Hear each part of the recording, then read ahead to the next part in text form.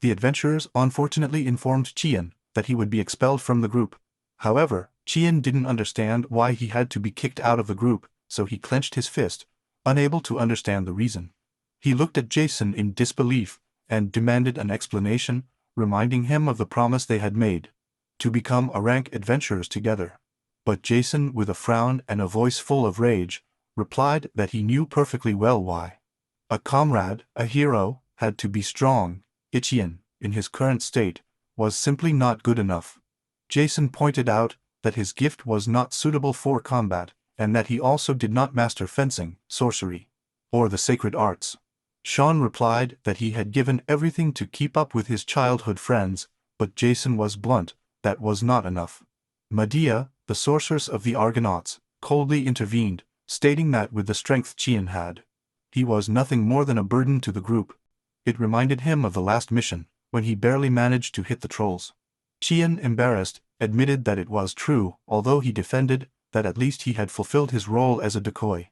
However, he understood that they were not referring only to that battle, but to all the previous ones, and that none of his abilities allowed him to strike a decisive blow. He recognized that despite all his effort and training, he could never match Jason's sword prowess, nor reach Medea's high-level magic, nor heal like Isis did. Medea then mentioned her gift, translator of creations, and stated that with that gift she could not keep up with them. Now that the group was looking to climb to the rank and turn Jason-sama into a real hero, Qian lowered his gaze, accepting that he couldn't keep up with them, and that the decision had already been made. She wondered if Isis was also aware, and Medea confirmed that yes, everyone was on the same page. Jason nodded without showing emotion. Medea turned to him and thanked him for everything he had done up to that day, as Qian started to walk away. Isis quietly asked Medea to take care of Jason, and Jason coolly ordered Qian to leave his items and the gold at the guild. Medea hit him with her cane, demanding that he leave as soon as possible, but Qian replied that he didn't need to hear that precisely from her. The adventurer's life involved various tasks such as gathering, hunting, and exploration. There was a system of ranks that went from Li, for apprentices, to the S, reserved for legends. The rank being the one where the heroes were born. Reaching the S rank required such a great feat as saving the world. While drinking alone in a tavern, Chong thought about how his dream had been to reach the rank. The Argonauts, the group he had just been kicked out of, was considered the closest B-rank team to achieving it. Together with Jason and Pelias, his childhood friends, he had left the countryside to follow that dream. In the beginning, even goblins were a big challenge, and Qian used to cover for Jason when he got carried away with anger. Eventually Medea joined, and the group moved forward with a steady step. However, Qian felt that his growth had stopped. He believed that his stagnation was related to his gift. In that world, a gift was a latent ability that was suddenly awakened, and those who possessed it used to lead lives that revolved around it. Qian wondered if his life would have been different if he hadn't become an adventurer. If things would have turned out better if his gift had been combat-oriented. He clearly remembered the moment when his friends decided full of enthusiasm, or to become adventurers, and how he followed him without hesitation in spite of everything. With the decision made, Qian headed to the Adventurers Guild. Upon entering, some recognized him as the former member of the Argonauts, and soon mocked him, asking how it was possible for a translator to be in an elite group, and they were muttering that they were probably putting up with it out of pity, and that it was about time they kicked him out. But suddenly an employee of the guild immediately intervened, demanding order and driving away the provocateurs. Lena, one of the managers, greeted Qian warmly, said that she was waiting for him, and invited him to come to the back to talk in private. Chan handed her the money and the objects belonging to the Argonauts, and she assured him that everything would be safely kept.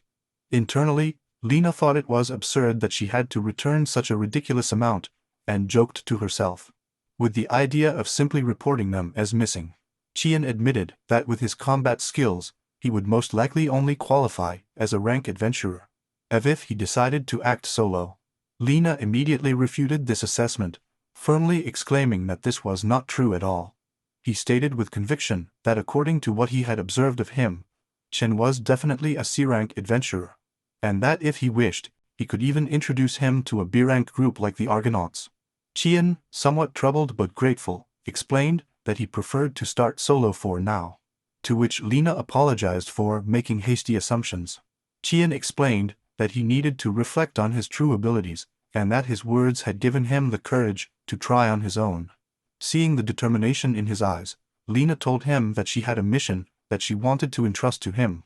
He explained that there had been reports of a mass appearance of orcs in a nearby dungeon, and asked for her help to eliminate some, as usual, in exchange for coins for each pair of ears she brought. In addition, he requested that he inspect the dungeon with his particular method, assuring him that he would also receive additional payment for that part. With sincerity, Lena told him that she knew how hard he had worked for her group and for the guild, and that she would not hesitate to repeat it to him as many times as it took.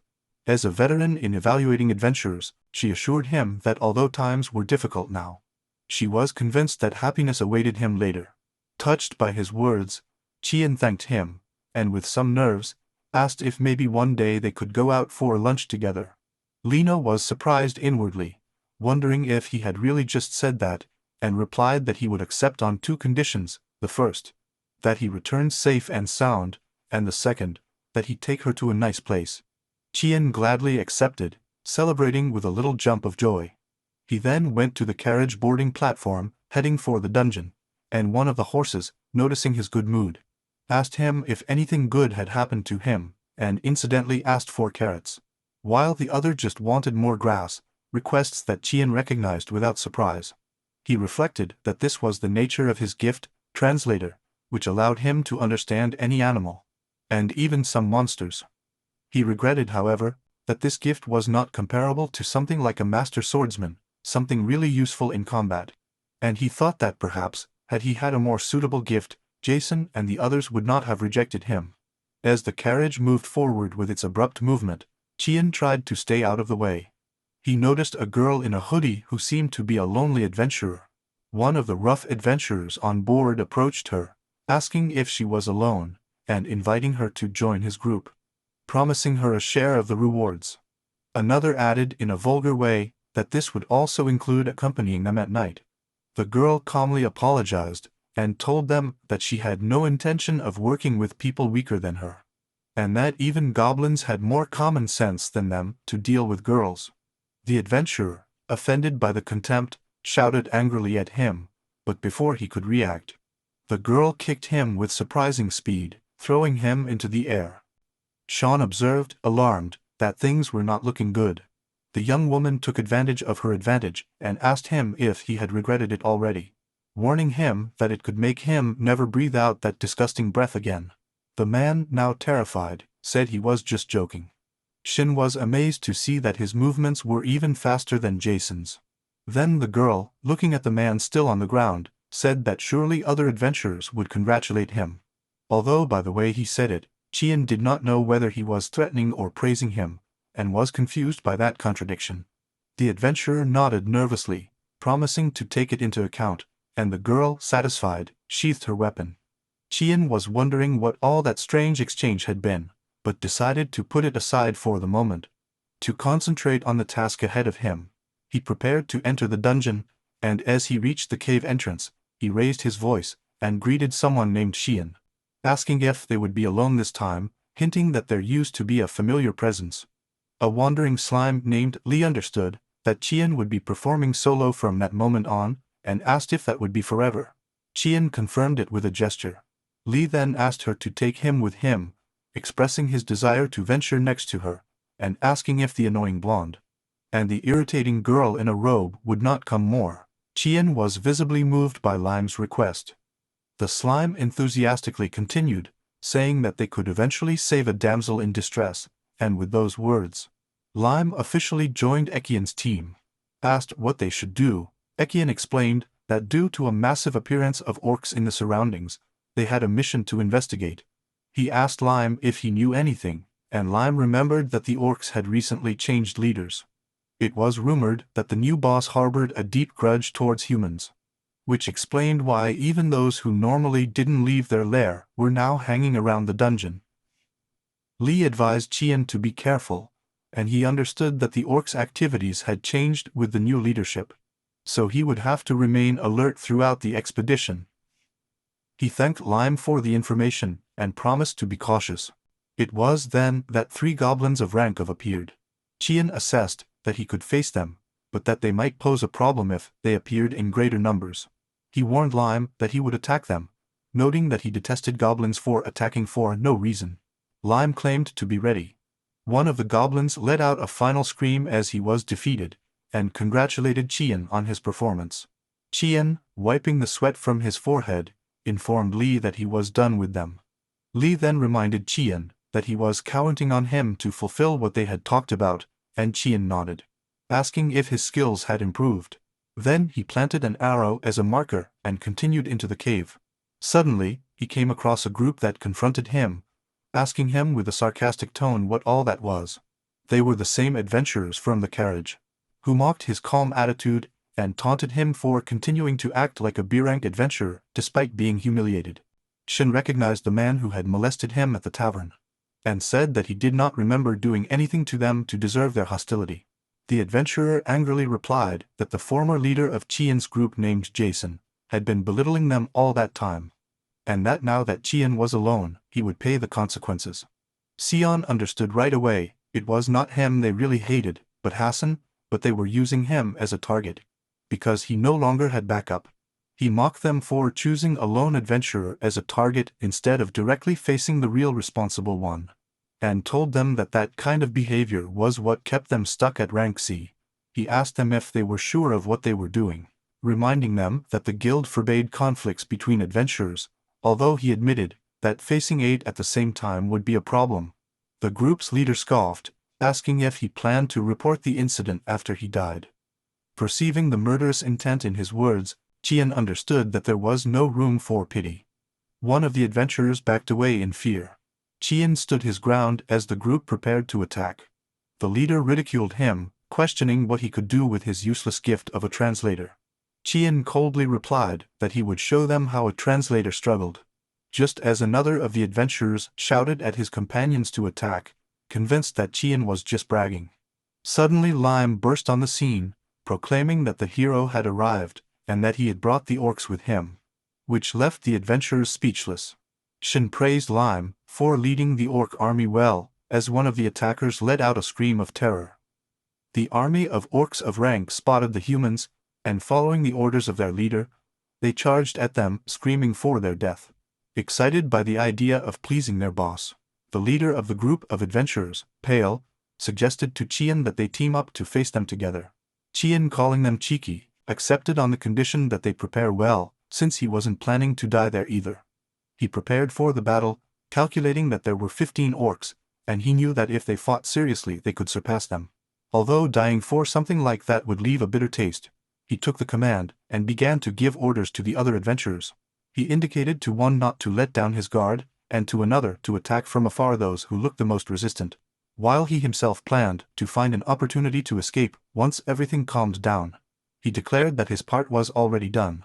When the bats in the cave started to get upset, he asked Lime if he could detect if one of those crazies was approaching, to which the Lime confirmed, saying that it smelled like battle, and that it was about him. An imposing orc appeared among the others, advancing strongly while roaring to be let through. He brutally forced his way through the lesser orcs, opening a path in the midst of the chaos. The leader of the adventurers looked at him with a mixture of fear and amazement. The orc, with a powerful voice, demanded to face the strongest of the group, which even confused the other orcs. He then claimed that for normal humans his words were incomprehensible, while John, with sarcasm, commented on the pomposity of his statement. Without hesitation, the orc pounced on one of the adventurers, calling him a noisy and annoying dwarf, and killed him instantly. Shin was paralyzed by the speed with which a ranked adventurer had been eliminated, wondering if that orc possessed a gift. The orc stared at him, with a murderous intensity in his eyes, and then, observing Qian's movements, declared that he was the strongest present. Qian, seeing Lurko lunging towards him, called out to Lime urgently as he prepared to intercept the attack. He managed to block the blow with difficulty, which surprised the orc, who recognized Chung's strength for having resisted the impact. However, Lime appeared to get hurt in the process, letting out a whine as he was apparently kicked by the orc. The latter, wielding a huge blade, enthusiastically declared that Qian interested him even more, because he had tamed a slime. Qian skillfully dodged the orc's next blows, wondering if that enemy was even stronger than Jason. Lime, recovered, shouted instructions to Chan, instructing him to dodge to the left, and then to the right. From a distance, the hooded girl watched, and muttered that as she had assumed, Chan was able to hear the prophecy correctly. The girl moved quickly, perhaps to intervene, and appeared in front of Qian, asking him if he was okay, and calling him her savior. Qian, puzzled, thanked him, and asked him why he used that word. Then he remembered the vivid scene before his eyes, a girl with scarlet hair like fire. He wondered what would happen next. The crimson-haired young woman gracefully watched the orc attack. Qian immediately recognized her as the girl he had met in the carriage. She acknowledged that the orc had managed to repel her attack, while the orc praised her for her skill, considering that a battle against her would be even more stimulating. Chen, however, expressed his annoyance at having been interrupted. The girl replied to him somewhat mischievously, asking if that meant that he really wanted to fight. The orc, seeing that Chan was trying to communicate with her, muttered that he must be a fool, since she clearly wasn't getting it. She, with a smile, commented that it was a pity and raised her sword, declaring that she would end everything quickly. He lunged at the orc, who, to the surprise of both, blocked his attack. Shen exclaimed in disbelief that she had blocked him, while the girl muttered that her defense was interesting. The orc tried to catch her by shouting that he already had her, but she simply smiled and dodged with impressive elegance, fighting back immediately. Their weapons collided hard, filling the cavern with metallic echoes. They both surprised each other by each other's ability. The orc admitted that she had exceeded his expectations. Qian was watching them, noticing that they were monstrously strong, with both of their faces reflecting absolute concentration. He wanted to intervene, but he couldn't see any gap in their fierce combat. The orc commented that he had been resisting against him for quite some time, and demanded to know his name. Qian realized that the girl had received one of the orc's attacks, wondering what his strategy was. Then, the girl declared that she would end the match with her next move, and launched a powerful attack that she called Flamberge. Qian was amazed by his strength, especially since he hadn't cast any spells, and wondered if that was the end of the battle. Seeing that Lime was still unharmed, he felt relief, convinced that even that orc could not resist such a technique. However, when the smoke cleared, the orc was still standing. The girl seemed surprised at this resistance. Shen, perceiving that the orc was about to do something, warned him to be careful. The orc, with a wild smile, declared that he would now show him his true power, and launched a swift attack. His huge blade flew through the air and embedded itself in the ground, near one of his own comrades. Chan and Lime were puzzled by such a strange action. The orc targeted by the blow was petrified with fear. The scarlet-haired girl barely managed to dodge the impact, and praised the orc's prowess, admitting that for a moment, she thought he had caught up with her. The orc, equally impressed, claimed that no one had dodged such an attack before, and recognized his ability as a human. He roared furiously, and attacked again, surprising the girl with even greater speed and strength. Qian noticed that despite his injuries, the orc had become stronger and faster, and he understood that something was not right. This was a problem for the girl, and Chan wondered if there was any way to help. The young girl was struggling to keep up with the orc's ruthless offensive, growling with effort as they exchanged blows. In the middle of the combat, he noticed something strange about the orc's weapon. He screamed in pain just as his gun started to crack. Then, in an unexpected twist, he killed his own ally, the same one who had been holding his now broken weapon. The girl was paralyzed by such an act. Qian, stunned, exclaimed that the orc had killed one of his own. The orc fiercely declared that this was their battle and warned them not to interfere. Qian, observing the scene, understood that this was what many called warrior pride. The scarlet-haired girl was silent, contemplating the wounded orc. He apologized, claiming that one of his men had caused problems for her. Qian stepped forward and told the orc that he wanted to talk. The girl asked him what he was doing, surprised to see him strike up a conversation with a monster. But he assured her that he would take care of it. The orc, with distrust, asked if Chan also had intentions of bothering him, to which Chan replied that no, and instead proposed to heal his wounds and rearranged the duel for another time. The girl looked at him as if he was crazy, but Qian calmly asked him to wait and watch. The orc was intrigued by the proposal. Qian explained that if they didn't treat his wounds, he would die soon, but if she healed him with her spell, he might live to fight another day. After pondering it, the orc accepted, and Qian began to heal him. While the wounds were healing, the orc watched him with attention and a certain admiration. Lime commented that although his wounds closed, he had not recovered the lost blood. The other orcs watched in silence. The orc, although still tired, decided to let them go for today, and advised Qian not to give in. Qian asked her not to die before they meet again. The orc introduced himself as Wayne, and Qian answered with his name, saying goodbye to the warrior. As they were walking away from the place, the scarlet-haired girl demanded an explanation. He asked her what the hell she had just done, referring to her negotiation. Qian apologized for making a deal after the match, explaining that she had promised Wayne a rematch with her, in exchange for him letting them go, and that he would surely need some repairs when they returned. The girl, exasperated, clarified that she was not referring to that, but to her ability to talk to a monster. He called his gift incredible. Shin, caressing Lime, explained that her gift allowed her to communicate with any being who possesses a consciousness. He confessed, somewhat regretfully, that he was a useless gift for battle, which was why his previous group had expelled him. But he admitted that receiving compliments from someone like her made him feel happy. The girl, surprised, asked him how her voice sounded to him, hinting that he may not have known that she also had a gift. Qian explained that he sometimes heard two voices overlapping, and he finally realized that that was what he had been hearing from her. He thanked her, telling her that her voice had saved him twice. Hearing this, the girl, blushing, understood that Qian could really hear his voice, and excited, she hugged him tightly, calling him her savior and exclaiming that they had finally met. Qian, surprised by the sudden gesture, noticed her pleasant fragrance and the soft feeling of her body, while Lime greeted both of them with joy. Soon after, the girl apologized for getting carried away and introduced herself as Cassandra, a B-ranked demonic oracle, who was fighting solo. Qian politely reintroduced himself, introduced Lime as well, and praised Cassandra's name, saying he thought it was pretty. Bluntly, Cassandra proposed that if he was willing, he'd join her and they form a group.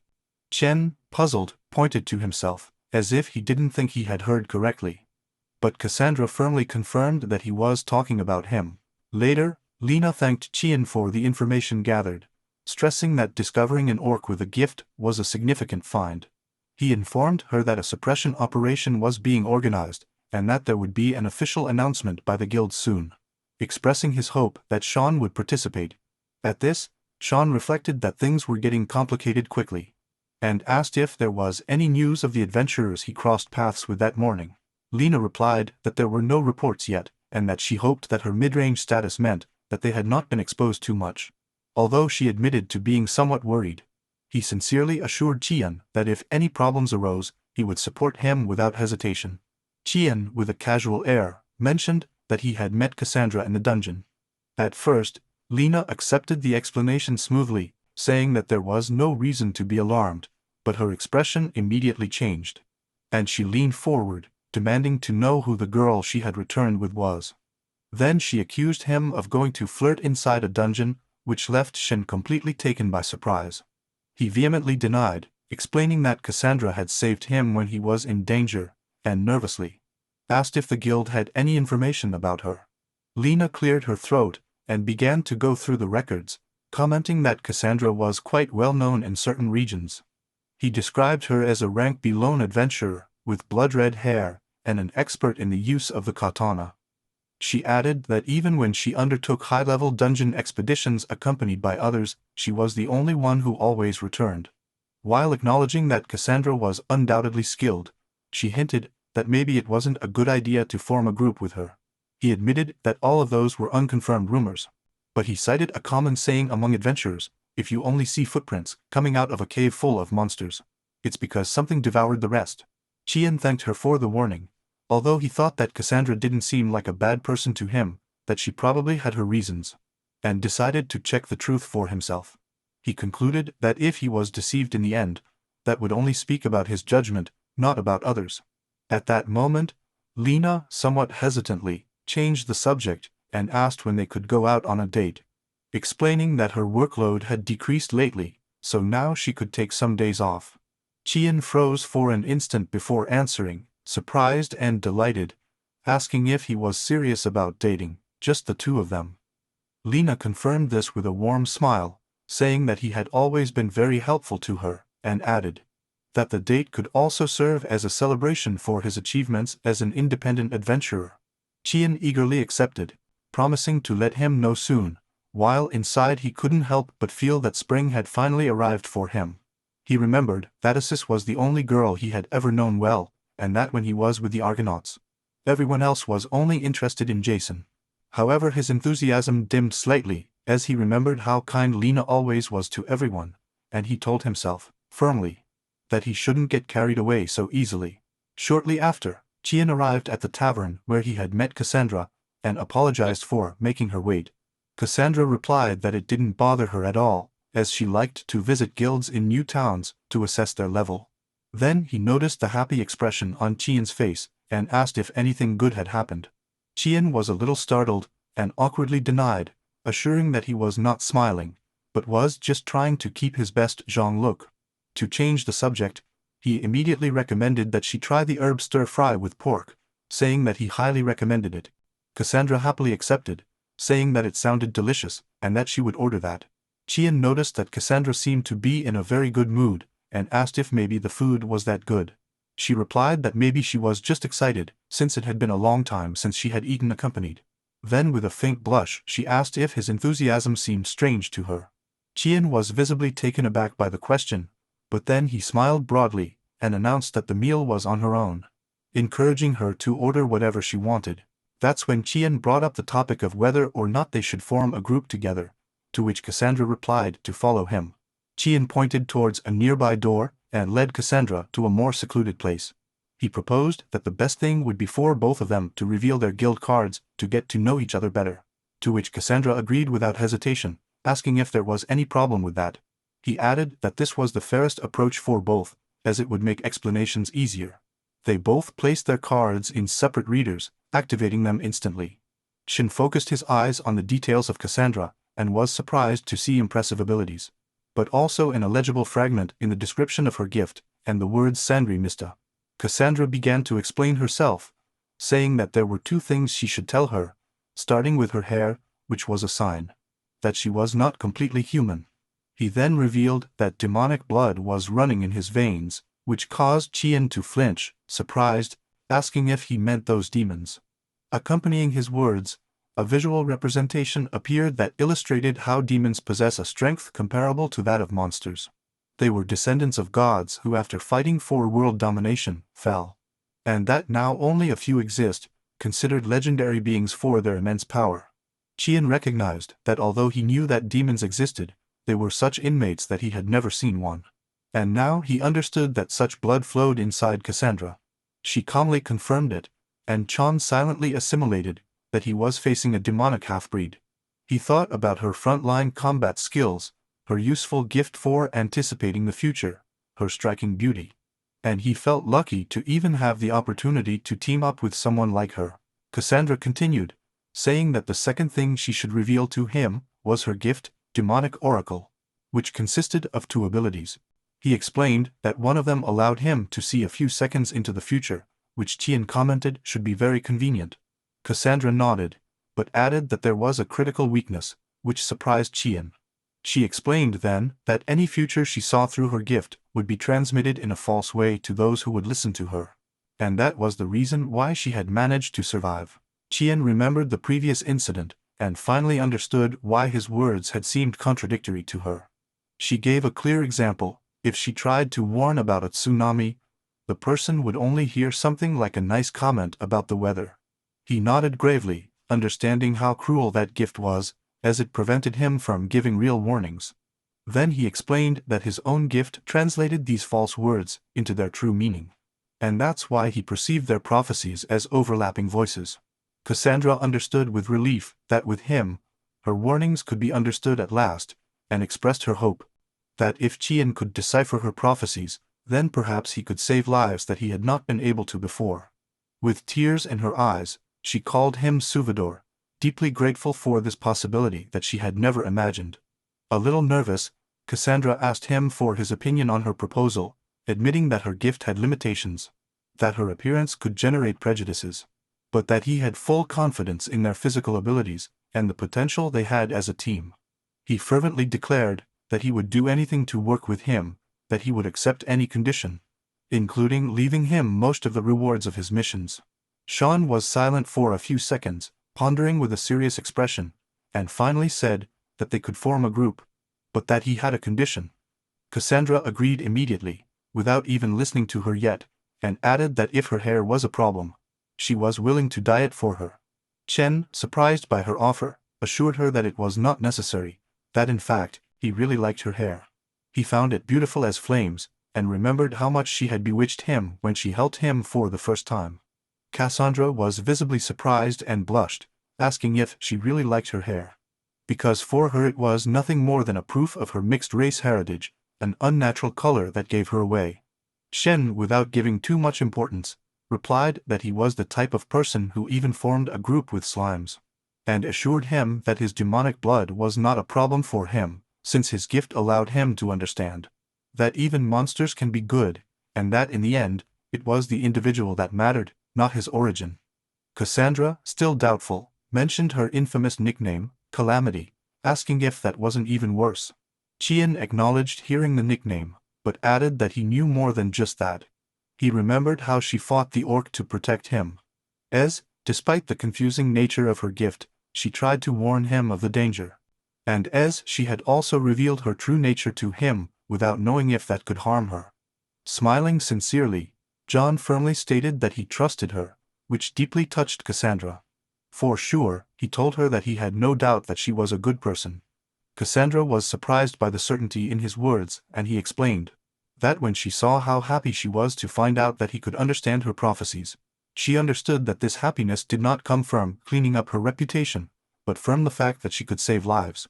Something typical of a fairy tale heroine. Cassandra, blushing, tried to downplay his compliments, but thanked him sincerely. Then, Shen remembered the pending matter, and asked if he wanted to know what was the condition he had to form a group. She said that although she called him her savior, he did not accept that role. If they were going to form a group, it must be as equals. Shen expressed his desire for a relationship based on mutual trust and collaboration, where they discussed the missions together, and divided the rewards fairly, without relying exclusively on one of the two. He firmly declared that he would not be her savior, but her comrade, and asked her opinion about it, emphasizing that being on an equal footing was what really mattered to him. Intrigued, Cassandra asked if that was her only condition. Ichian, letting out a light laugh, admitted that being the weakest one, he would take care of the simplest tasks. With a determined spark in her eyes, Cassandra replied that if that was the case, then she would train him, since they were comrades, and asked if he was willing to follow that path. She stood up determinedly, warning him that his training would be demanding, and that he must be prepared, and with tears held back by emotion, assured him that even if he cried or begged, she would not let him escape. Qian gasped at the intensity of his statement. The next day, back at the guild headquarters, Lena saw them together, and asked if they were forming a group. Without giving him time to respond, he hastened to clarify that he understood the situation perfectly. He was an adventurer, and she was just a guild worker, nothing more. Cassandra, surprised, asked Qian why the other girl was looking at him with such contempt, while he was trying to explain to Lena that he was drawing wrong conclusions based on rumors. Lena, without giving in, pointed out that Cassandra was a B-rank solo adventurer, while he, whom she called a womanizer, was only C-rank, so he would have to undergo a certification test. Qian was perplexed and discouraged to notice that Lena was treating him worse than ever, but Cassandra earnestly reminded him that he should contribute his part, and not always depend on her. Lena explained that if they successfully completed the requested mission, their group could be officially recognized as rank B. Enthusiastically, Cassandra encouraged Qian to give his best on his first outing as a group. Out of curiosity, Lena asked how they ended up forming a group, hinting if Qian had ignored her advice and flirted with Cassandra. Totally overwhelmed, Qian tried to explain that there was a reason for their partnership, but Cassandra intervened, clarifying that Qian planned to work as a solo adventurer, and that it was she who insisted on joining him, even saying that she would do anything for it. Lena processed that information with an ambiguous expression, muttering that Qian sounded quite creepy, and had made Cassandra say that she would do anything. However, Cassandra, with a beaming smile, added that Qian wasn't creepy at all, and that she had even told him the night before that his hair was beautiful, leaving Qian completely embarrassed. Lena, with a sarcastic tone, commented on the ease with which Qian seemed to get along with women, recalling his old relationship with Isis, and his current closeness with Cassandra, whom he had just met. Without losing her cool, Cassandra intervened to ensure that a real jerk would never act like Qian did. This one, desperate to clear up the misunderstanding, tried to explain that his compliment about Cassandra's hair had been sincere, and that it was not the reason why he had decided to form a team with her, while Cassandra, somewhat confused, apologized, believing that she had misinterpreted his words. Lena, already fed up with the situation, accused him of spreading his charm everywhere, and finally, visibly upset, she told them that she was busy and asked them to continue their flirtation elsewhere. Shen, wishing to escape the awkward moment, quickly announced that they accepted the mission and hurried Cassandra to follow him. As they walked away, Lena watched them carefully and, calling Qian by name, asked him in a much more sincere tone to come back alive. Qian, with a determined expression, replied with a nod of approval and a firm promise. Later, Qian found himself in front of a huge troll, a creature that posed a considerable challenge to rank adventurers, due to its strength superior even to that of orcs. The most problematic thing about facing them was their amazing regeneration ability. Any non-lethal wounds healed almost immediately, making them incredibly difficult enemies to defeat. Remembering his times with the Argonauts, Qian knew that Medea, now Cassandra, relied on her powerful magic to eliminate these beasts in one fell swoop. But since they didn't have that level of sorcery now, they would completely depend on Cassandra's extraordinary sword skill and precise blade. With concern, Qian asked her how long it would take her to defeat one of those trolls, and she answered for sure, 5 seconds. Qian was visibly surprised when Cassandra explained her plan to him. She would quickly eliminate 2 trolls, and he would take care of the last one on his own. He assured her that he trusted him, and that he would provide support if she needed it. Inspired by the faith she placed in him, Sean accepted with determination, and together they ran towards the trolls. True to her word, Cassandra faced one of them. Her sword turned into a swift flash as she severed the monster's head with a single blow. Then he conjured a spell and shouted radiance, exploding the head of the second troll in flames, to immediately throw himself on his body and finish it off with his sword technique called zhong, a withering slash accompanied by more fire. Meanwhile, Qian located the third troll and called him to get his attention. The creature, enraged, focused its gaze on him and roared furiously. Qian directly challenged him, telling him to face it, and gathered courage thinking about the trust Cassandra had placed in him. The Tron launched a heavy blow that Qian managed to dodge, and taking advantage of an opening, he executed his flaming sword technique, a fiery cut that hit full and managed to make him stagger. Convinced that he had won, Qian proclaimed his victory, but Cassandra urgently shouted his name and alerted him. The troll was still alive. The creature began to rise slowly, with smoke still coming out of its wounds. Cassandra yelled at him not to stop and keep pushing. Qian obeyed without hesitation and launched into the attack again as the troll roared in pain. Determined, Qian charged once more, shouting that he would not let him escape, and delivered a final blow, brutal and engulfed in flames, straight at the troll's head. Breathing with difficulty, he contemplated the inert body of the enemy, and finally confirmed his victory. Cassandra ran up to him and congratulated him enthusiastically, saying that his performance had exceeded her expectations, especially in the use of fire. Qian admitted that he too was surprised by his performance, attributing his success to his excellent teacher, perhaps referring to Cassandra or even to his own dedication. Cassandra then offered him her hand to help him up, and he accepted it with a smile. Later, back at the guild counter, the blonde receptionist confirmed to Qian that the troll stone had been properly appraised. Cassandra commented that Lena was in a meeting, but she would certainly be very happy. as Qian had just been congratulated for having reached rank B. With humility, Qian expressed his hope that Lina would feel happy for him, acknowledging how much she had supported him so far. While the receptionist smiled warmly at him. It was then that he informed them about an important request he was coordinating, a large-scale request. Based on the information provided by the main adventurer, Shin was listening intently, intrigued by the details, when suddenly a familiar voice interrupted with a dismissive tone. Jason appeared, hinting that the guild must be desperate, and had promoted Qian to B rank. Both Qian and Cassandra turned around upon hearing him. Jason turned to Cassandra, arrogantly commenting on how much time had passed. Also mocking the fact that he saw Qian accompanied by a woman, insinuating that he had secretly begged to return to his group. Qian, not bothering to hide his disdain, asked Cassandra if she knew the rude guy. Cassandra coldly replied that she was the leader of her former group, the Argonauts. Jason, hearing everything, stood up proudly, proclaiming himself the great hero Jason.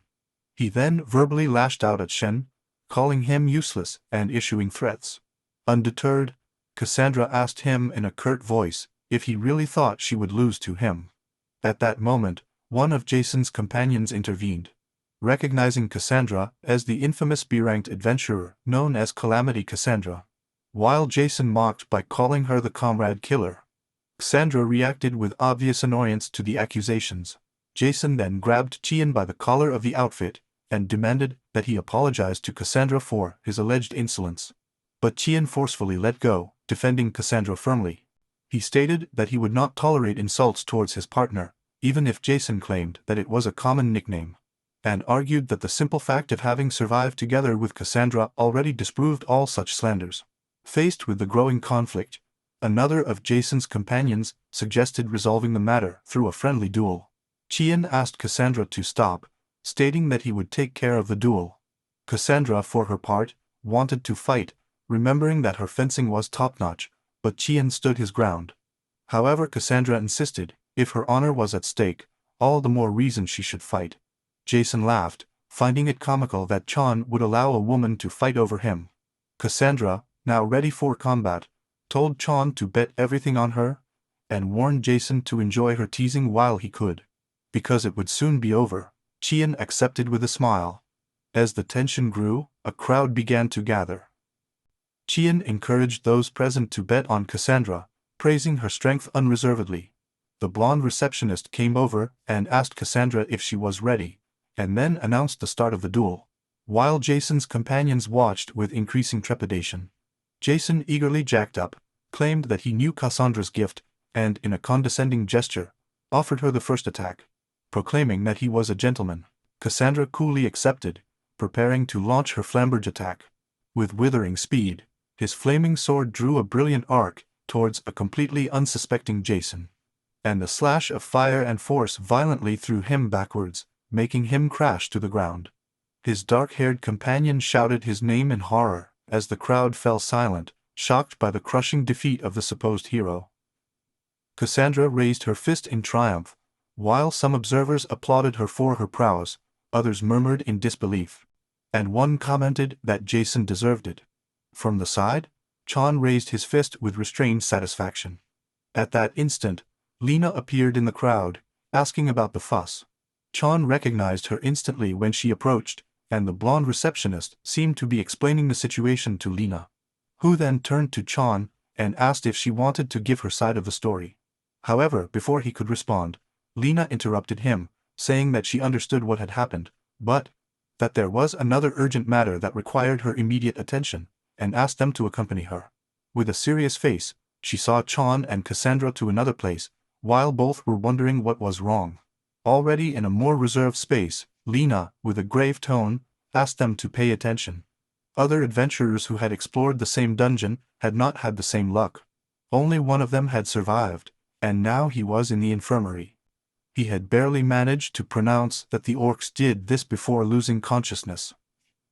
Lina explained that information, combined with the report that Qian and Cassandra had delivered, was being gathered by the guild. Qian listened intently as Lina informed them that an emergency mission would be announced shortly. He asked them for a detailed description of what happened in the cave, as part of the final investigation, prior to the official announcement. Chana felt without hesitation, assuring that she would tell him everything.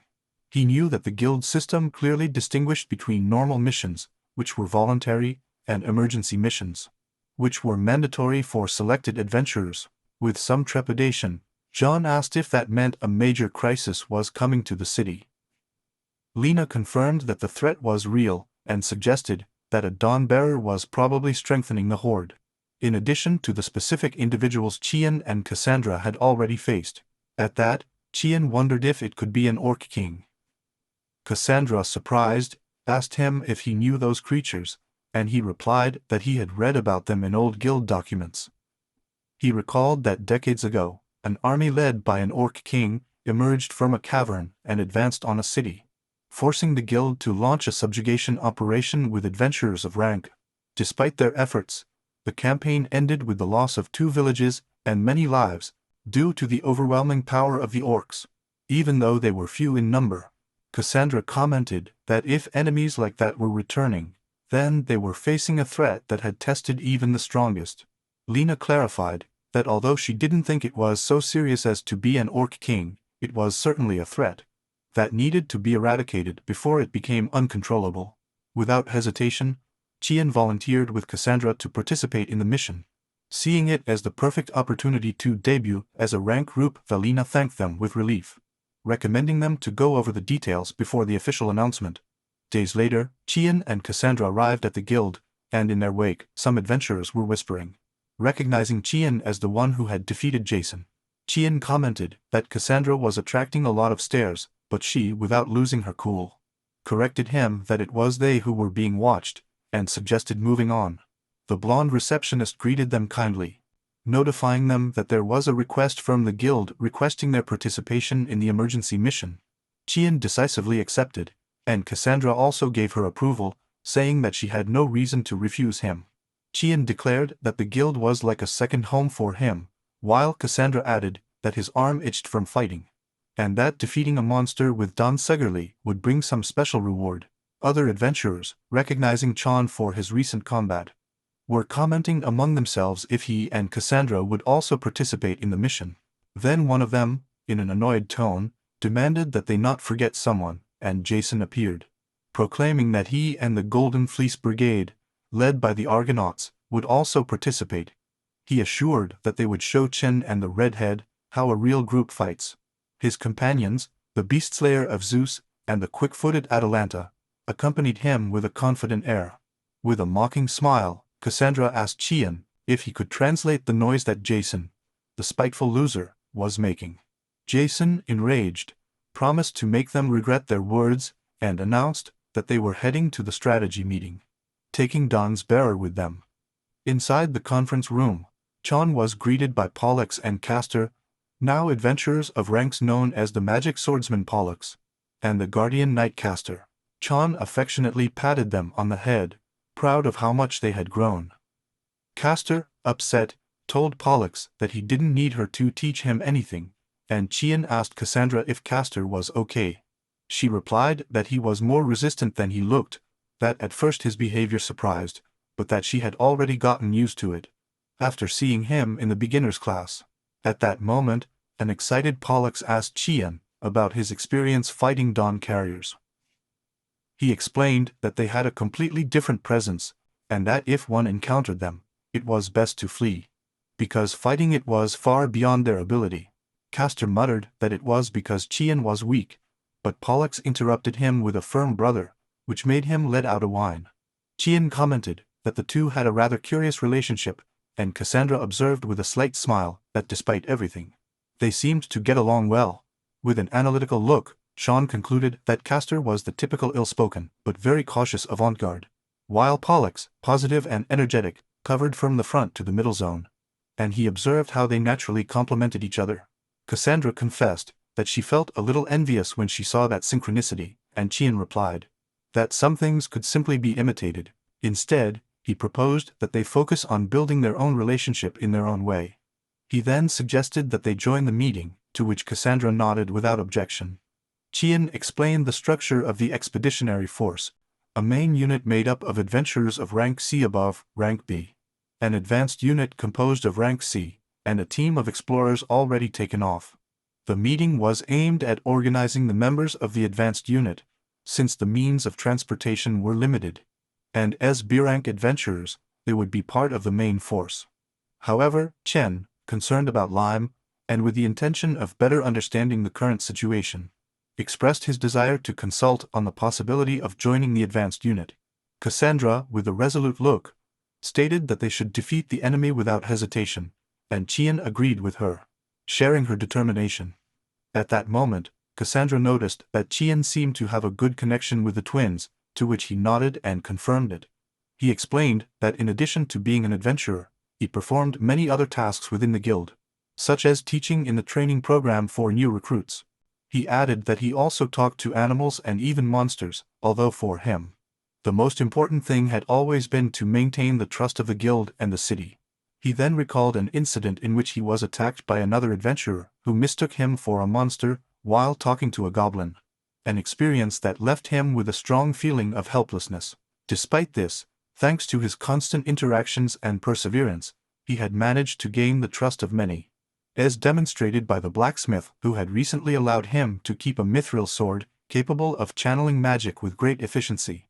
Cassandra, impressed, sincerely praised him, calling him amazing, but Qian modestly attributed his progress to a veteran who had guided him during his trainings, and without whose help, he assured, he would be lost. Upon hearing this, Cassandra asked if that veteran was also an adventurer, and Qian replied that he had been, but that he no longer practiced. With a gesture of commitment, Cassandra promised as a companion to do everything possible not to tarnish Jin's reputation. Shortly after, upon arriving at the guild camp, they were greeted by Pollux, who asked if they were going to enter yet, while Castor watched them in silence. Shin, in a calm tone, advised them to be attentive but not to rush, and reminded them that if they faced a strong enemy, they should retreat immediately. Castor replied in a gruff tone that he did not need to be told, stressing that his job was to survive and bring information. Pollux, smiling familiarly, asked his brother not to interfere, and then thanked Chan, asking him also to be careful. Taking advantage of the moment, Pollux asked Chan if, in case of returning safely, he could ask her a favor. To which Chan replied that yes, as long as it was within his means. She thanked him enthusiastically, while Castor showed signs of discomfort at his sister's request. Upon his reaction, she urged him to move forward, and the two of them left, leaving Qian wondering if they would be okay. Cassandra, sensing his concern, explained to him that the twins possessed unique gifts and cooperative abilities that made them stand out above the average adventurers of rank C. Being intrigued by those special abilities, he suggested that they could ask them about it later, and concluded that it was time for them to fulfill their role as well. He asked Lime if he had noticed any changes, and the agitated Lime informed him that many humans were approaching, and that orcs were digging holes everywhere. He expressed his concern that they would invade his home and ruin his precious skin. Qian tried to calm him down, assuring him that the guild was mobilizing a mass subjugation, and they were even using slimes, but advised him to hide well so as not to be attacked by mistake. Qian considered the behavior of the orcs strange, as he had never heard that they had the intelligence or the habit of digging. And Cassandra exclaimed that this was completely unusual. Then Li told me that I had something important to tell him. Meanwhile, at another point in the camp, Pollux was thinking about his luck. She remembered how her village was destroyed by goblins, forcing her to become an adventurer. Both she and her brother had been blessed with gifts and abilities, so they had had no problems earning a living. However, he had lost his purpose, and it was Chung who restored his hope. He did not treat her as a homeless poor girl, but as just another adventurer, giving her advice on sword techniques. Pollux remembered that those words were still holding her, just when she noticed that Castor was injured. He decided that in this subjugation, maybe he could be of use to Qian, and silently thanked his brother. Castor, perceiving her thoughts, told her that if they returned safely, he understood what she felt.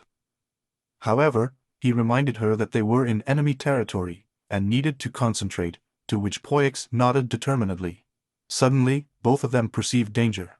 A horde of orcs emerged in front of them, forcing them to react with amazement. Pollux prepared to cast a wind spell, while Castor alerted her of approaching enemies from below. Cassandra, from a distance, observed the situation with trepidation, wondering if they would act without causing more trouble. As several guild members seemed upset, while Qian, caught in the middle of confusing signals, including the screeches of bats, exclaimed in frustration. However, he reassured Cassandra that no rules mattered more than their lives, and confessed his concern about the strange behavior of the orcs that Line had described. She reminded him that she had seen it herself, and maintained that if they didn't do anything about it, then there was no point in them working together. Cassandra thanked him, proposing that after helping, they apologize together if necessary. He agreed with Chan's plan to capture a goblin alive. Chan interrogated one of the small monsters, asking him where the humans who had fought there had gone, while the goblin was confused by his words. Terrified, the goblin pointed in a direction. Shen, hearing battle noises, confirmed that it was true. After Cassandra eliminated the goblin with a speed that he barely managed to perceive, they decided to leave. On the battlefield, Castor faced several orcs, while Pollux fought fiercely against the onslaught. Surrounded, Pollux shouted that there was no end to it, and Castor anxiously asked how many enemies were left. Castor told Pollux that he would open a gap to escape, but she shouted at him, alarmed, asking him what he was saying, just as an orc fell next to her. However, the beaver shield was repeatedly hit by several attacks, and the boy felt that if he continued like this, both of them would fall. Still, she decided that she would at least protect her sister, preparing to take the next blow. That's when Cassandra appeared like a flash of lightning, intercepting the orcs that were pouncing on the twins, leaving Castor speechless. Qian arrived right after, asking if they were okay, and telling them to leave the rest to him. An orc roared, announcing its intention to kill humans. Qian confronted him, warning him to retreat if he didn't want to be annihilated. He noticed the amazing power of his mithril sword, which channeled magic with ease. However, when he saw that the orc attacked despite his words, he understood that they could not understand him, and that they were not acting of their own free will. He asked Pollux to lend him his cane for a moment, and she agreed without hesitation. Qian told Lime that he was counting on him to take care of the orcs, and Lime replied in the affirmative. Using the staff, Qian cast a windblade spell, followed by another even more powerful wind spell. The ground was covered with fallen orcs, and Qian, Cassandra, Pollux, and Castor regrouped. Qian wondered if that kind of power would work against Dawnbearers as well.